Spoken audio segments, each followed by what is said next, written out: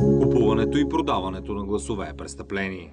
Първо да поздравя Жени за това прекрасно събитие. Тя ще разкаже подробности за него, но тъй като и до този момент Столичната община е правила изключително много за масовия спорт и за детско-юношеския, нашите планове, един от основните ни акценти ще бъде да се ангажираме с детско-юношеския, с масовия спорт, с създаването на игрища за спорт, с довършването на спортните зали към училищата, нещо, което е изключително важно и е приоритет. Било е приоритет и сега ще бъде приоритет в програмата. 6 зали в дворовете на училищата планираме да изградим. Първа копка беше направена в Люлин вече за такова много модерно съоръжение. Ще има в Младост и в още 4 района в столицата.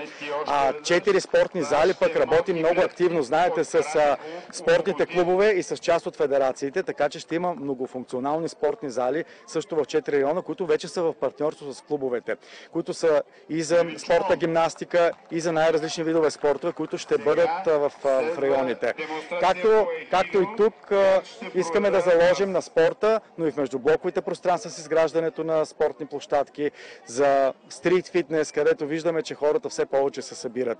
И преди да дам думата на Жени, исках да кажа, че парковете ще са местата, където също ще вложим много усилия. Знаете, в Северния парк завършваме скейт парк, който ще е уникален по рода си. Той ще е център на много международни състезания, а в Западния парк ще изградим паркур парк, нещо, което ще се случи в следващия мандат. Там, освен този по-специфичен сам по себе си спорт, който обаче увлича много млади хора, ще е комбинирана площадка за още много други видове спортове, които ще бъдат практикувани там. Така че в парковете, освен място за масов спорт, ще има място и за специфични видове.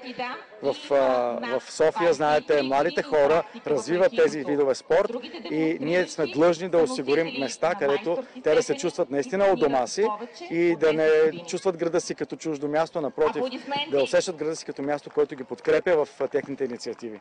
Да, аз съм от район Панчарево, тук съм родена, от Лозен съм. Проблемите в селата са общи по принцип, въпреки че в някои от тях има и малко по-различни, но основното, което е, това е проблема с пътната инфраструктура.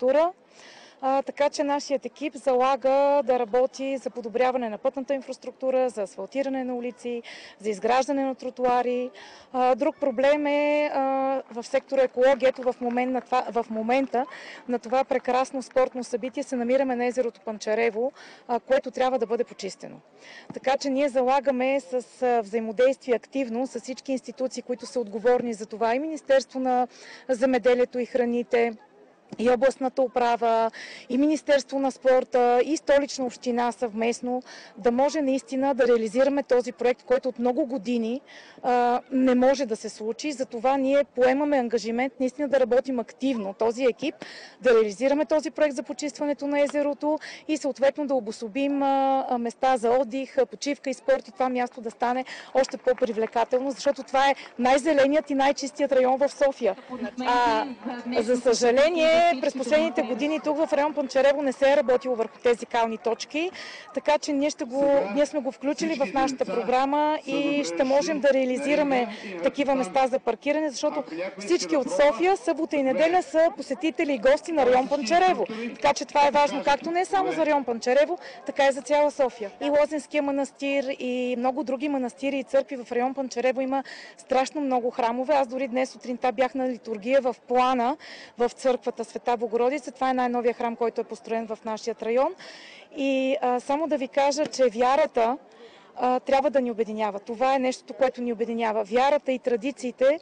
При нас също има страшно активни читалища, читалищна дейност, съхраняване, предаването на традициите. Така че ние ще работим и в тази посока, да можем да продължим и работа в взаимодействието с читалищата, с храмовете, с църковните настоятелства, за да може наистина да покажем, че в район Панчарево има дух, има българщина и наистина милеем за района си.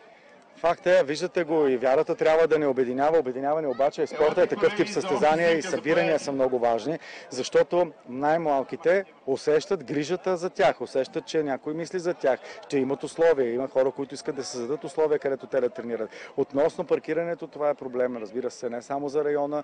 Факт е, че включително и аз, да, Витоша също е достъпно място за софиянци, но много често идвам в този район, много често съм на езерото и отмарям тук в дните, в които успявам да просто да си почина. Но 100 кални точки на година знаете, че имаме план да отстраняваме, така че те ще бъдат насочени не само в кварталите, ще бъдат насочени в тези райони, където наистина места, които влизат автомобилите в кълта, след това разнасят във въздуха, да бъдат отстранени, за да може пък и да е по-удобно. И екологията, но и удобството на хората са акцент. Тук са 10 населени места, които са много разделени един от друг, така че екипът, който сме и кандидатите за кметове на кметства, и общинските съветници, и кандидатът за кмет на София, и аз като кандидат за кмет на район, в нашата програма сме заложили, че ще направим и ще изготвим една транспортна програма, която наистина да може да обслужва по-удобно населението на тези 10 населени места.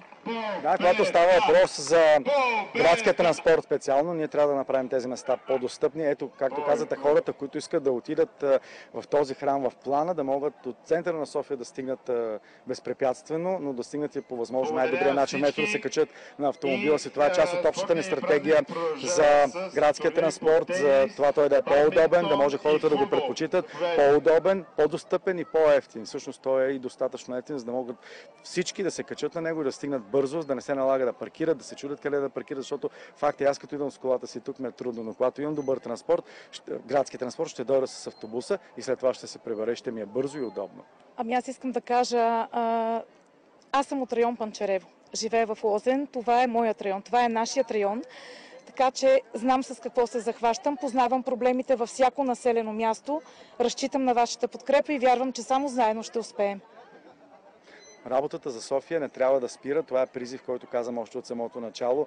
Имаше такъв риск и има все още такъв риск това да се случи, ако бъдат избрани хора, които само декларират, че милеят за града, но виждаме, че през изминалите години са правили много неща и са постъпвали по начин, по който по-скоро показва, че за града не са искали да работят чисто политически, от което не са страдали политиците, са страдали гражданите. С спрени проекти, с пари, които са били отрязани от плана за възстановяване и устойчивост. Ние това искаме да спрем и да покажем на софиянци и на хората, които гласуват в всички тези райони, че хората, които са работили за града, трябва да продължат да го правят и ще го правят по по-добър начин и с още повече гражданска енергия, за което пък ще отговарям аз, като граждански контрол включително. Като човек, който се ходи по улиците, знам кое е правилно и кое не е за града, защото живея живота на всички тези хора, знам по какъв начин е изглеждала София преди, знам как се е променила и как може да бъде още по-красива.